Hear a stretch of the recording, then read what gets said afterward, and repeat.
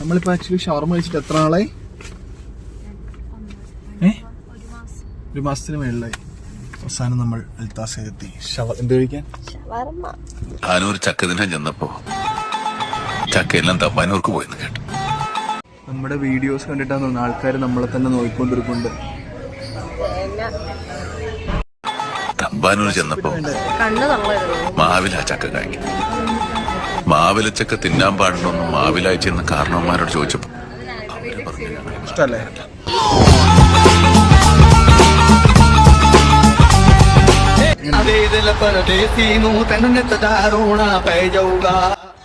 എങ്ങനെയുണ്ടായിരുന്നു?